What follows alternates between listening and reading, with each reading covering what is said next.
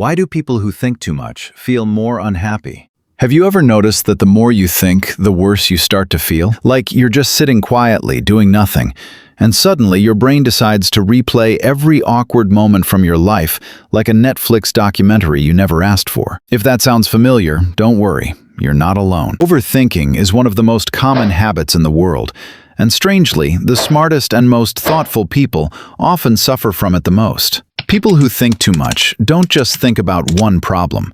They think about all the possible versions of that problem. What if this happens?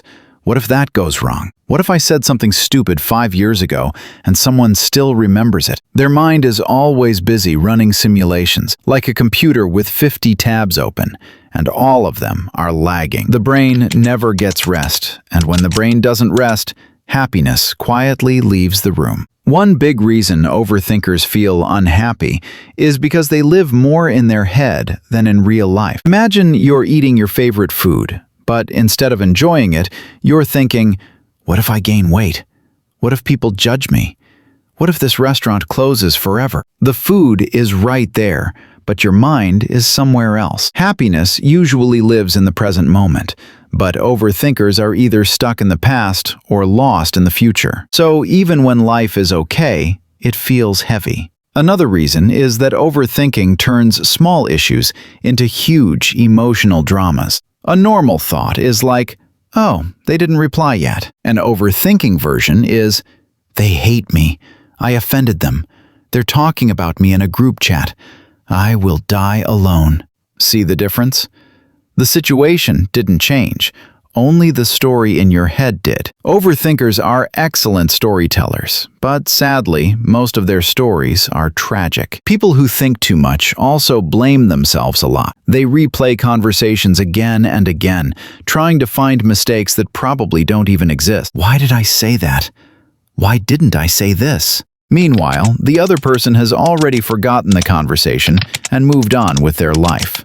Overthinkers carry emotional baggage that no one asked them to carry, and carrying extra weight, emotional or physical, always makes the journey harder. There's also a strange connection between overthinking and control. Overthinkers want to control outcomes, emotions, reactions, and even the future. But life doesn't work like that. No matter how much you think, you can't control everything. When reality doesn't match the perfect plan in their head, disappointment shows up, and disappointment, when repeated daily, slowly turns into unhappiness. Funny thing is, overthinkers are usually very caring people. They think deeply because they care deeply. They don't want to hurt others, they don't want to fail, and they don't want to make wrong choices. But this kindness often turns against them. Instead of protecting them, their thoughts start attacking them. It's like hiring a security guard who never sleeps and keeps checking you for weapons. The worst part?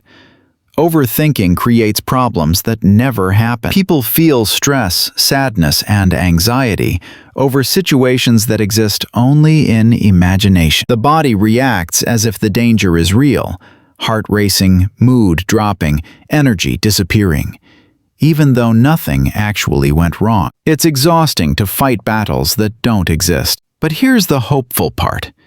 Thinking is not the enemy. Too much thinking is.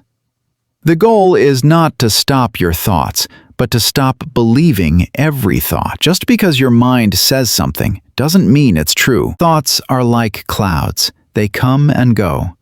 You don't have to chase every single one. So, if you're an overthinker, remember this. You're not broken. You're just mentally active. Learn to pause, breathe, and live a little more in the moment. Life is happening now, not in the what if. And happiness? It usually shows up when your mind finally decides to take a short break.